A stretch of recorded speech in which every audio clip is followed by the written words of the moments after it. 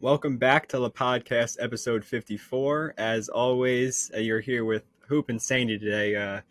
Z's a bit ill, couldn't fight through the fever, which is unfortunate, but we're going to put together a show for you guys. We got to talk about Russell Westbrook with Sandy here, but before we do so, have you heard about the 7 seconds or less Suns conspiracy theory with how they knew Steve Nash was going to be valuable after the rule change? Have you heard about that? No.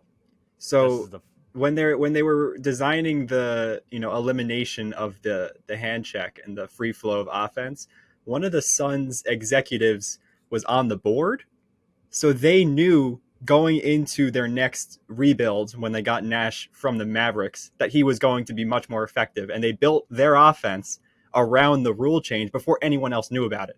This is not like I said a conspiracy theory, like it's actually a real thing. Like people have come out and said from the organization, like, yeah, we had a heads up on everyone. Because I was watching, that's a thing. Who you can gave look them it the up. heads up?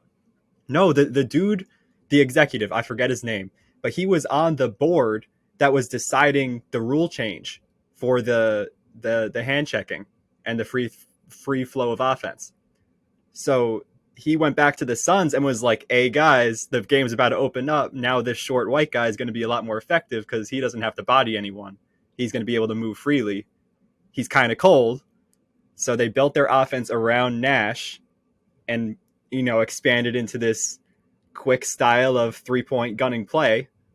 And that's why they were so offensively dominant. So they had Nash initially, got rid of him, and then we're like, you know what? He's actually going to be pretty good if we. I don't know if that's why they traded for him, but it's definitely why they built around him. They started with him. Remember, like Nash started. No. Yeah.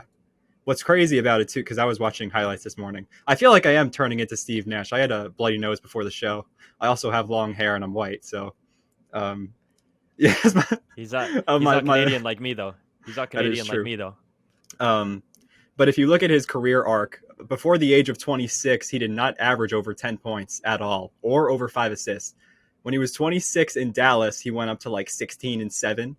And he got to Phoenix in 2005 when he was 30 years old, then won the 2 MVPs. So he really had his career rejuvenated because of the rule change and Phoenix.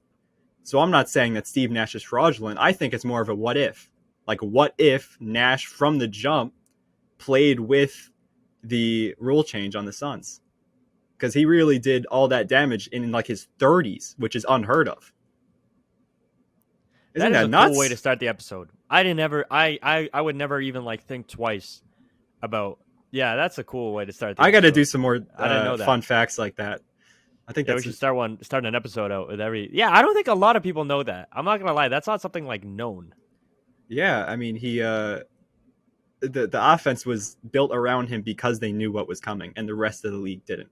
And I used to be one of those guys that would like watch those NBA conspiracy videos and like, you know what I mean, on YouTube, like Mike Korzimba and all them guys. So this is the first time I've ever heard of this. It also makes me wonder, like, what other conspiracies are there that are like things like that in the NBA that we don't know about. That's not public. Oh, there's probably so much background. There's plenty. Yeah, it is weird to think about. I think I should start doing one an episode. But moving into the current NBA topics, we've gotten more excitement the past 2 days than we did the entirety of All-Star Weekend. Jason Tatum hit a dagger. Joel Embiid almost gave me a heart attack. He threw up a full court shot. You see that live? Bro, I jumped out my chair. I jumped out my chair. I knew in my head when he released it that it wasn't going it, like that it wasn't, before the shot clock. But when it went in, I completely forgot about what happened. I was like, no way. Bro, you just see it, and the thing is, that's the second time doing it. The first time he missed, but it like rimmed in and out. Like he can shoot from 3/4 of the court, which makes no sense. Well, Joel Embiid, I think, is his skill is very undervalued because he's compared to Jokic. He is absolutely one of the 3 most skilled centers of all time. I think it's him, Hakeem, and Jokic. I think he'll go down as a top 3 center of all time when it's all said and done. There's a good chance. Top 3? The only thing holding him back, is rings. Listen. The only thing holding him back is rings. But if Embiid decides to be like a LeBron to Miami type deal in 2010, he teams up with like Jason Tatum or something, and he just gets like 2 or 3 rings under his belt by the end of his career. I don't see why not. The only issue I have is that I see why not, because center longevity is much shorter than guard longevity. He's already pushing 30. But that's another reason why we should add it to his debate then, because what if he has? You just said top like 3, and that threw me off. Are we talking greatness or like skill wise? Because I agree. Oh, skill like as a player, because he's gonna wash Bill Russell as a player. As a player, but, yeah, as a player.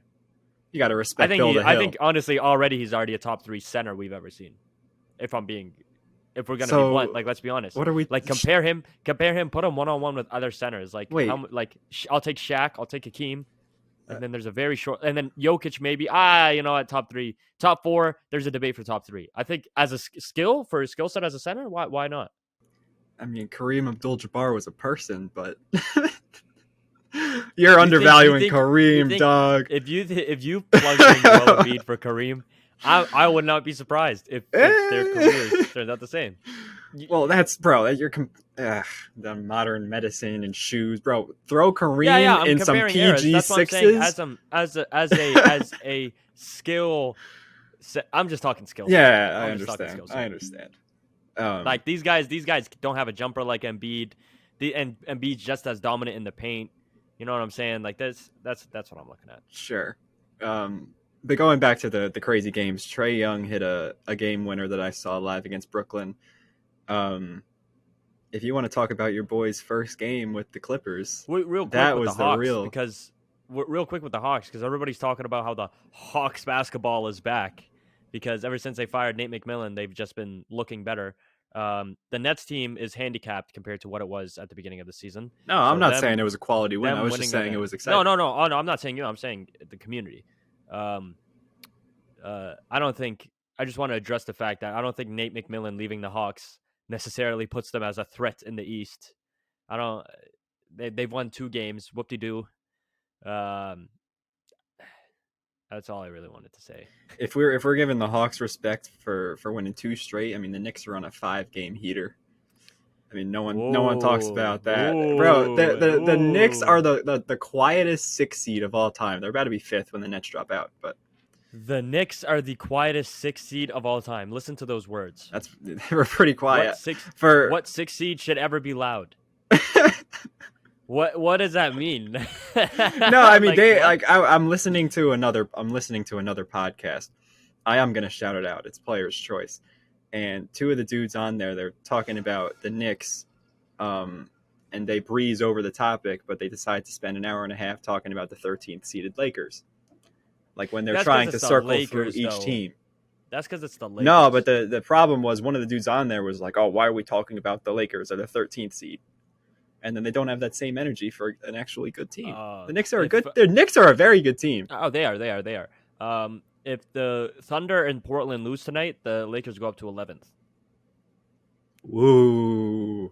I just wanted to. I don't know if we can cue in like an applause or like. Hey, Jared Vanderbilt balled today. So for you Lakers fans out there, there's hope, but there just isn't a lot. He is nice, but Jared Vanderbilt in 27 minutes won't take you to a finals. And I think here's the thing that Lakers fans don't understand: they have been in the mud for so long these last 2 seasons, right? Ever since their ring, they have just been constantly in the mud. They don't have a future, right? We can agree on that. There's no future in Los Angeles. So they think that anything that isn't the 13th seed or even a playoff run is better than what they had before. They got to remember that if it's not a finals, it's a bust. Like I would still be pissed if I'm a Lakers fan because you guys sacrifice your whole future, right? I do think Anthony Davis is getting traded this offseason. I think so too. Yeah. I think so too. But as of right now, you don't have a future. So unless you're winning a ring, I don't want to hear any celebration. That's just it. There's no draft picks to fall back on. There's no players to fall back on. D'Angelo Russell, God knows he's not a franchise player anymore. His second game, he got a sprained ankle. But he's a number 2 overall pick, right? I'm just saying, like, they don't have young guys. Yeah. They don't have young guys. Max Christie isn't going to take you, isn't going to be your next Scottie Pippen Jr. Scottie Pippen Jr. Like, but let's go move on to the other LA team. No, can we move on to the real LA team? I don't mind the Lakers as a team, but they get a little overhyped by the media. I'm going to address Westbrook. Obviously, he had 17 and 14 his first game as a Clipper. He had 7 turnovers, but what was the score in double overtime? 176, 175, I believe. Good God. Or was it 177, 176? One of them. It was something crazy. And De'Aaron Fox hit like the go-ahead bucket to get the win, and then Nicholas Batum chucked up the stupidest 3 for the win I've ever seen. Like that shit hit the side of the backboard. He hit that against the Knicks. No. He put No, that it wasn't away. slide backboard, but it was like it didn't hit rim. I don't think it hit rim. Do you see it? It like bent Yeah, down. I saw You know what it. I'm talking about? It, yeah. For the listeners who didn't watch the game, I don't want to make you think he shot from the corner and hit the side. But Westbrook had 7 turnovers. I think that's not something to be scared about as a Clippers fan because he also had 14 assists and his turnovers really came late in the game. I'm not defending it. I'm just saying it's his first game with a new team. Give him some time. But if you watch that game, the amount of times, like, look how well Kawhi Leonard played beside Russell Westbrook. Westbrook was feeding Kawhi the ball, Nah, bro. Like, all right. so many of Kawhi's points were assisted by Westbrook. I don't want to undervalue Westbrook, but that's Kawhi. Like Kawhi's doing that regardless. But look at the shots. I agree they had good chemistry. I agree they had great chemistry. I'm not saying Westbrook was the reason Kawhi had a good game. Okay, I'm saying okay. Westbrook and Kawhi clearly can work together. Sure. Right? Clearly can. Westbrook can clearly fit on that Clippers team. I think that was more than proven in that first game against Sacramento. And Sacramento has the #1 offense in the league, right? The reason I think that Sacramento was able to score that many points against them was because Zubac was out and Sabonis was able to just like do whatever he wanted in the paint because Mason Plumlee isn't defending anybody in the paint. Let's be honest, right? But you also got to think like they kept up with them. Like they only won by 1 point and 170 plus points were scored by both teams, right? So a Clippers team who were lacking in defense because their main centerpiece wasn't there, they were able to keep up with the #1 offense in the league, right? So imagine if they play a team now that isn't built like the Kings, because we all know the Kings aren't making a front in the playoffs. Hold on. I've been a skeptic of their defense, and it is very suspect. But their half-court offense has impressed me more as I've seen De'Aaron Fox. I think he's more of a creator than people give him credit for. He's very nice in the mid-range, which is valuable I love in the playoffs. Kings. I'm saying it depends on matchup. I think they can make it out of the first round of the playoffs if they get a good matchup. It's not like it's a fraudulent. It's not like let's be honest, the Knicks 4th seed in 2021. It's completely different. Sure. No. I'm just because the West is stacked. There's a low chance they'll make it out the first round because of how many great teams are going to be in the bottom half of the 8 seeds, right? Yeah. It's very like if they match up against the Warriors win. If they match up against the Lakers, let's be honest, I would honestly. I don't, bro. The maybe a completely healthy after a little ramp up Warriors, but right now I got the Kings winning a series against the Warriors. Right, if they were to play 7 right now, but absolutely. Bro, there's 2 more months until the playoffs, right? But we'll see. Anyway. You're right. Like the Kings aren't fraudulent. I'm not calling them fraudulent. I'm not discrediting the Kings. I'm crediting the Clippers for keeping up with that offense. Yeah, right? I see what you mean. The Kings are streaky, man. They're like that. And the fact that the Clippers were able to do that, Russ played good, man. He even hit the go-ahead bucket in regular time. And if it wasn't for Malik Monk, they would have won the game. Westbrook hit the game winner, right? Yeah, Malik went for like 45 off the bench. Oh yeah, no, Malik was crazy. But I'm just saying, like Clippers fans don't stress because let it ease in. Time will come. The time will come, and then I feel like Russ is going to blend into that team very well. I think you gave Russ a bunch of shooters, and it's working great. Yeah, I mean, I'm rooting for a lot of teams in the West simply because a lot of those greats don't have rings. Westbrook, Paul George, you got Chris Paul, and the Suns are trying to get either Melo or D Rose, maybe both. I would love that. Just for someone deserving to get a ring, even for signing them to the end of the bench. Is Derrick Rose getting bought out from the Knicks? Like he better. As a Knicks fan, I want him gone. I don't want him gone because I don't like him. It's because I want what's best for him, and he's not playing minutes. He's simply a vocal leader, and while it's cool to have him there as a veteran representative, I'd rather him try to compete for something because that's what he deserves. He could still ball, and people overlook that. I don't know if you want to say anything else about the Clippers game. But I wanted to mention the highest scoring game of all time because that was the second highest. It actually came in 1983. I looked this up in the car today. It was the Detroit Pistons, like the bad boys Pistons, versus the Denver Nuggets. My dad was telling me that the Denver Nuggets always scored a lot of points. I didn't realize it was this much. For the Pistons, Isaiah Thomas had 47 points and 17 assists. Bill Laimbeer had... I'm sorry, he didn't go for a lot of points. It was only 17. John Long had 41. Who is that? Who? Would you take Isaiah Thomas or Prime Linsanity? It's a conversation. No, I take for a second. I'm just bringing up remember the John Stockton slander? Oh yeah. Thomas. I'll take Kyle Lowry over John Stockton. I'm taking Steve Nash over John Stockton, with or without the hand check. Who else went for a lot of points this game? Kiki Vanderway, who apparently invented the step back jump shot. That's an intro for another day. Oh, everybody knows about Kiki, bro. Bro, he had 51, 8, and 9. And then Alex English with 47, 7, and 12. Bro, everybody just has a Dan Issel. No, bro, it's like we're watching 2024 basketball in the 80s. Like, this is what I expect the Wembanyama era to look like.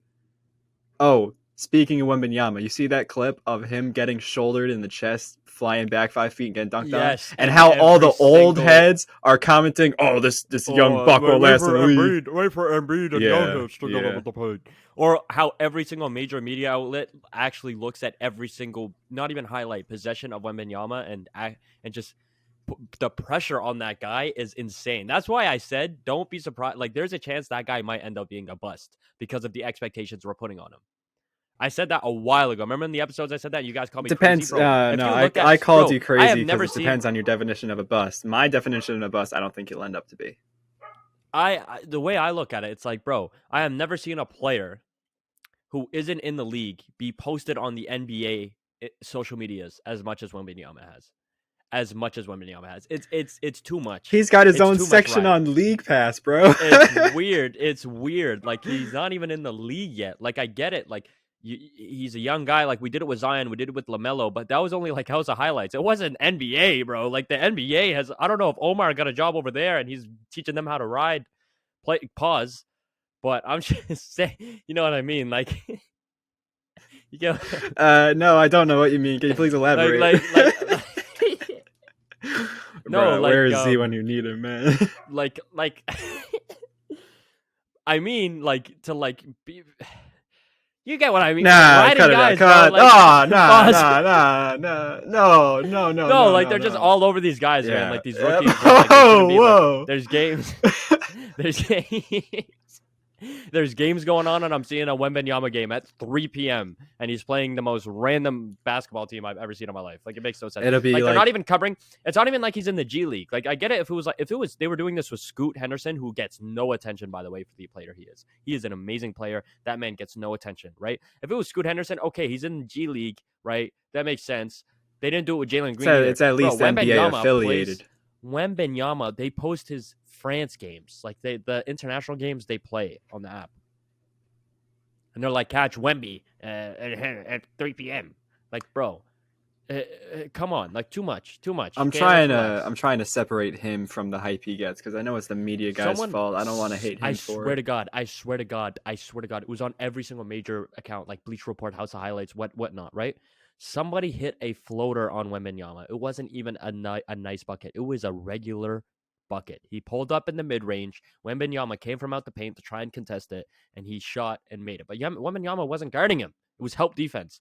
Oh, so somebody scores on Wembanyama. Like, they were posting it. They posted it, and they said, point guard hits tough shot against Wembanyama. It was a regular point guard. Like, they didn't even give him a name. They did not give him a name. They did not give him a name. Hey, before we move on to our next segment, we're going to talk about the East. But I saw a post on Instagram today, going back to the whole bust thing. It was like, who is the biggest bust on this screen? It was 4 of them. It was John Wall, Ben Simmons, Markelle Fultz, and Andrew Wiggins. Do you think any of them are considered a bust for your... Markelle Fultz for sure. Is he a bust? Good answer. Is the only good answer, bro. He's a number 1 pick. He's the number 1 pick in a draft class. He's a number 1 pick in a draft class with guys like Jason Tatum. No, but can you is it a bust in terms of injury, or because, like, I feel like he is resurging a little bit. He's never going to live up to that number 1 pick. I don't think so. But even before he was injured, was he not trash? It was he got better after injury. Something. He got better after injury, if anything, in my opinion. He didn't start playing good until he got out of Philly. Yeah, it was like the yips on his free throw. Like, that was wild. But yeah, the biggest thing was, would you actually consider John Wall a bust? Hell no. I don't know why they put him on the post. He's a max contract player, bro. So if you would you consider Westbrook a bust? Like that's the same exact question. Like, bro, he's like 34 now. I think people have this idea, and here's what LeBron did to the league. LeBron is gonna ruin a lot of guys' legacies because if you're not good until you're like 38, because of LeBron James, people are gonna think your career sucked. If you don't have like 12 plus consecutive good seasons in the league, you're not even going to be considered when we talk all time or when we talk like historically. You're not even in that conversation anymore because LeBron, this generation just thinks that you're just going to always, it's just sunshine and rainbows. Not like LeBron James is literally the only person that has ever done this for 20 plus seasons. There is nobody that has ever outputted the amount of basketball or it hasn't been this good at basketball for 20 plus years. That's what I'm trying to say. Udonis now Haslem. John Wall. So now John Wall, right? He has like a solid 8-9 seasons, right? Like John Wall came in the league in 2010. Correct me if I'm wrong. And it was with those good. retro Wizards jerseys. It was definitely yeah. So it's a while ago, right? Like he was hitting the Dougie in his intros. Like, bro, you're telling me John Wall? He came in and he was doing good since the Dougie was a dance, okay? And then he stopped being good when the Nike jerseys came out, bro. Like that's a big gap. And it's not even stopped being good. It's got incredibly injured. Yeah, he got injured. But I'm just saying, like, no, but like he's not a good basketball player. Any supermax player is not a bust. Like that is nuts. He deserved every dollar of that max contract. I don't think that contract is a bad contract because they overpaid him. I think it's a bad contract because he got injured 4 games into the contract. He got Otto Porter like, a bag. Yeah, like bro, like John Wall was an amazing. Like there was a lot of times where you'd consider him a top 3 point guard in the league. A lot of times. Do you remember when he took the Celtics to 7 games? Absolutely. That one playoff series. Wasn't it Paul Pierce who did that? No, 2017. That was John Wall. Paul Pierce wasn't on that. Bro, team. Paul Pierce, one of those years was like the premier player. That was nuts. I apologize. I'm confusing him. And by the way, that Paul Pierce run is overrated. You want to know why? Because that was the year the Raptors got swept because the Raptors sucked that year in the playoffs. Remember? They lost in the second round instantly after they beat the Raptors, who were like a handicapped team. This is definitely with Valanciunas, right? This was back. Because yeah. I remember this game, bro. Like because I grew up watching Raptors playoff basketball because Canadian. Like you get all those games. Paul Pierce destroys them, I'll be honest. Well, define destroy, first of all. But he did good against them, okay? And then Hawks, he was nice. Like, he was hitting game winners, but the Hawks won in 6. So. I call it game. That was toughest quote of all time. No, 100%. Like, Paul Pierce was... I'll always remember that one clip of... Paul Pierce is hated in Toronto, bro. There was one time where after they won a series in Toronto, I think he was on Brooklyn, he grabs his headband off as he's walking out, and he throws it into the crowd, and somebody threw it back at him. He took his headband off, and he threw it to celebrate. Yeah. It back at him. And I remember laughing oh my God, that was probably one of the funniest ones. Toronto hates Paul Pierce. Talking about old Paul Pierce, I saw a clip on TikTok with Draymond trash talking Pierce from Draymond was at the free throw line. Pierce was on the bench, and this is when he was trying to do his so-called, victory tour or whatever. His farewell tour. Yeah, his farewell tour. And Draymond was like, "Oh, you thought you was Kobe?" And just the blank stare on his face, bro. They don't love you like that. They don't love you like that. Like that's so messed up, bro. Imagine having a career as decorated as Paul Pierce's. And then going from that to going to be on ESPN to having somebody literally to your face say Dwayne Wade is much better than you, and then getting fired from ESPN because you accidentally went on Instagram Live. That is to me like Paul Pierce had the biggest down. Like he will never be seen as good as he. Like Paul Pierce was great. Like if we're looking from a basketball sense, like, he is a great player, but his career will never be looked at the same because of how it ended and what happened after it ended. Him and Jalen Rose at ESPN. He decided to admit he took a number 2 and he wasn't actually injured in that finals. Yeah, remember when he got taken out, like, bro, he just ruined, like, bro, imagine how cool this sounds. It's the finals. You tear your ACL and you run back on the court and you hit the 3 and everybody goes crazy. And then you come out, you of all people, nobody needed to know this. And you're like, yeah, I needed to poop. Like, why are you telling us? Like, I have not looked at Paul Pierce the same since he said that, by the way. I do want to move on from Paul Pierce. We do want to talk about the Eastern Conference, though. As it stands right now, I'll just run through the standings. This is 8:30 on Sunday night, so the games are not all finished, but it's Celtics, Bucks, Sixers, Cavs, then Nets, Knicks, Heat, Hawks. Then at 9, we got the Raptors, then the Wizards, Bulls, Pacers, Magic, Hornets, Pistons. Those mediocre East teams that were supposed to be really good at the start of the season have definitely rejuvenated themselves. I know you said the Hawks are not all that because of the firing. They beat up Brooklyn team and whatnot. I do think there is a positive energy in Atlanta, though, which there definitely was not before. And whether they hire Quinn Snyder or if it's Ime, I do think they're going to have a mindset change. And I've seen Trae Young enough to know that if he does turn it around and he's playing with a positive mindset, he could definitely play with the best of them. And I expect the Hawks to be very good. People forget they added Sadiq Bey. They have a pretty solid roster as far as the play-in team goes. But the other teams I want to talk about were the Raptors, who signed Jakob Poeltl very quietly, and he's had monster games for them. And I don't know if it's too early to jump the gun on this, but the Bulls have looked rejuvenated with Patrick Beverley. 2 blowouts. Not great teams. I forgot who they played first, but they beat the Wizards today. Woohoo. But what do you think about the newly rejuvenated East? I mean, they're going to get swept, but, it's cool to see. I think one team that nobody wants to talk about, like I have not heard a peep from them, and even looking at it now, I'm just like, what is happening, is Miami. Miami is in a very bad spot right Kevin Love, that's it. They're on a 4-game, listen to this, they're on a 4-game losing streak, right? The Raptors, on the other hand, are on a 4-game winning streak. The Hawks are on a 2-game winning streak. And the Heat are only 2 games ahead of the Raptors and 1 game ahead of the Hawks. So if the Heat keep this up and the Raptors and the Hawks are on this little spurt that they decided to have at the end of the season, the Heat could very, very well be in a very bad spot. I believe that these are guaranteed the teams we're going to see in the play-in. The Heat, Hawks, and Raptors, they're all going to be in the play-in. The Bulls and the Wizards are going to fight for that final spot. I'd say the Nets fall in, and maybe the Hawks pop out. I don't know, man. Well, I think one team will pop out. I do think the Nets will fall. 20-something games left, that's a lot of time. Well, I agree, but at the same time, it's like the Nets have some pretty easy games to end out the season. They play the Rockets twice. They play the Hornets. They play the Pistons. Like they play the Magic. They play a lot of like the really trash teams. They play the Magic twice. They play the Pistons. They play the Rockets twice. Those should be easy wins for me, right? It really depends, I guess. There's a lot of teams that are clearly tanking that they have to face, though, which is why I don't want to say I see it, but I want to be surprised. But it's looking like the Heat are going to fall. Like I think the Heat are not making it out the play-in. They're going to be a play-in team. They're not getting a solidified playoff spot. That's in my opinion. I think if I were to guess the 2 teams to make it out the East play-in, I think obviously the top 5 teams, Knicks, Cavs, Sixers, Bucks, Celtics, they're going to the playoffs for sure. And then the final 3 teams, if I had to give it to 3 teams, man, honestly, I would give it to the Hawks, the Raptors. Here's my hot take to end off the season, or for the end of the season. The Heat don't make the playoffs. They lose in the play-in.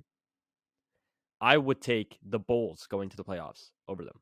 I think the Bulls are going to make their way into the play-in, and I think once they do, they just got to win 1 or 2 games. That's why you got Beverly for play-in finals MVP. I like the addition of Beverly, and I do too. Their schedule. They just beat the Wizards by 20, who are half a game ahead of them. They just beat the Nets by 50. Like they've had some big games, bro, and they lost to the Bucks the game before. Like that's a hard game to win, right? Like it's the Bucks. Since the All-Star game, though, they've had some 2 very, very big wins. They play the Raptors on Tuesday, which is a big game, and then Pistons, easy W. Suns, Kevin Durant's gonna be back. I don't see it, but I mean, other than that, man, they look great. Also, what happened to the Pacers? Fool's gold mixed with, it's not worth it trying to go all out because they're not going anywhere. It is a kind of a knock to the Tyrese Halliburton narrative, even though I do think he still deserves to be in that MIP conversation, which he's really fallen out of. He wasn't going to win it over Shea or Markkanen, but the hype has died down around him. It's also picked up the Kings side of things, being like, did we make the right decision? It's completely impossible to tell what it would look like with Fox and Halliburton. But the Pacers dropping that far, that's the only thing I'm seeing. People are saying, maybe Halliburton wasn't that good. Like, that's such BS. No, it's all just, there's but he's no averaging reason under to, 20 now, right? It doesn't matter. It's but like his stats have taken a hit. Like he's not as good as he was in the first half. He should not have been an all-star. I think he's an all-star caliber player. I think he's an all-star. Okay, that's a difference between you could be an all-star caliber player, but you're not an all-star. What? I think James Harden. What? Like a lot of guys. I think James Harden is an all-star. A lot of guys in the league are all-star caliber players. That's like. Yeah, but he wasn't before. I'm just saying he's emerged into an all-star caliber player. I would take Harden and Trey over him. I would as well. There's 2 guards, but I think there's 2 guards in the East that should have made it over him. Fair enough. But another quick question for you: battle for the last place. Who do you think is going to be worse, the Rockets or the Spurs when the season ends? Who's going to have a worse record? Because the Spurs are on a 16-game losing streak. Rockets are on an 8-game losing streak. Pop knows how to lose, and like beating out the Rockets in a tanking battle might be harder than winning an NBA championship. That's how awful they are. I think Pop's got it in him, bro. They're on 16 games in a row. They're not going to make too much media noise. I think they'll win one soon. But then it's just the rest of the season gone. You know what's insane to think about? Their last win was against the Nets. And their career winning percentage, by the way, the Spurs, I believe, is atop the NBA still by a landslide. Oh, 100. Oh, it'll always be, bro. Bro, they had like 20 straight seasons with Tim Duncan of 55 plus win seasons. Like that'll never get touched. I don't think that genuinely, like, I don't think that record will get touched for a very long time, because Tim Duncan is so underrated, man. Who's in second, right? Like, what's the team coming out before them? Like, even the Warriors had gap years.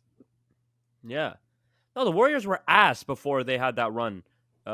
From 2015 to now, like they've won a couple rings before with back in the day, but they were never seen as like an all-time NBA franchise ever. The only reason we consider them all-time is because of Steph Curry.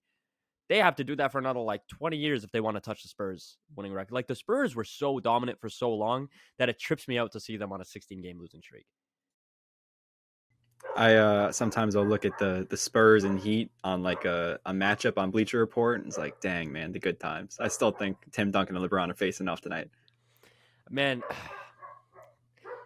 sorry, my dog is telling me how Tim Duncan is very underrated. Yeah, dude, I hate thinking about the Spurs Heat matchups because that was like the first time, like those finals matchups were when I was like. Actually, the first time that I would watch a finals where I was actually really into basketball. Like I understood all the players. I was really into the stats. I was growing up watching that stuff, right? I hate how it's a nostalgic thing now. I hate how it's the past. I want to see Spurs win again. I know that by the time that the Spurs are winning basketball, Popovich isn't going to be their coach. Let's be honest. He's like a year or two away from retiring. The Spurs are headed in a completely different direction. It's weird to see, but if they get Wembanyama, that's why I think Wembanyama is going to go to the Spurs, because that's just like the perfect way for them to just rejuvenate their franchise again. They just get some random big. It happened with Tim Duncan. They get a random big who's just insane, top tier talent, and they're just going to have 20 years of success because of it. I do think, I saw a video saying how it would make no sense for the NBA to allow Wembanyama to go to Charlotte or something, because they need him in a big market or a bigger market to capitalize their talent. And I do think, we know about Ewing and the Knicks with the, how that's another conspiracy. If you guys didn't know, I don't know if it's been ruled true, but rumor has it that they refrigerated the slip with the Knicks on it, so it was colder than the other slips of paper. So when they were going to, pick, I don't know if it was a ping pong ball or paper, when they went to draw, they knew which one was cold, and that was the Knicks one. So they got Ewing to the Knicks, apparently. Didn't mean much because they didn't win anything, but it was cool. It helped Jordan's legacy to go up against I heard the same thing. Formidable foe. They did the same idea where they rigged it for Rose to go to Chicago. Really? I haven't heard that one. Yep. They rigged it because the Bulls, obviously, they were known as this like high and mighty franchise, right? Jordan leaves and they had 10 years of nothing. And the Bulls were such a big name still, and they're still like marketable to make. Kirk Heinrich. Yeah, like Captain Kirk. So, that idea of like the number one prospect being from Chicago, going to Chicago, like that story worked really well. So they rigged it to get Rose to Chicago. That's a conspiracy. I'd love to hear what Z has to say about that, but I do think we should. I think it's true. Yeah, we're nearing the end here. Obviously, this was a shorter episode, so if you look for the 45 minutes, Z's not here, so me and Hoop don't want to just fill in the 10 minutes of talking about a whole lot of nothing, because there isn't a lot to talk about right now. Obviously, I hate this time of year for the NBA. I hate the All-Star game in general. I can rant about the Knicks whenever, but I feel like that would bore you all. So all you need to know is Josh Hart is the truth. That's all you need to know. next episode, obviously, we'll have a lot more to talk about since the NBA will have like a full week of getting kicked back into gear. The Thunder are only losing by 4 to the Kings in the fourth quarter right now, so I feel like we're going to pull away with a dub there. And thank you so much for listening. We'll hope to see you guys. This was episode 54. We're on the 55 next. Yep. Damn. All right, we'll see you guys episode 55. Peace. Peace.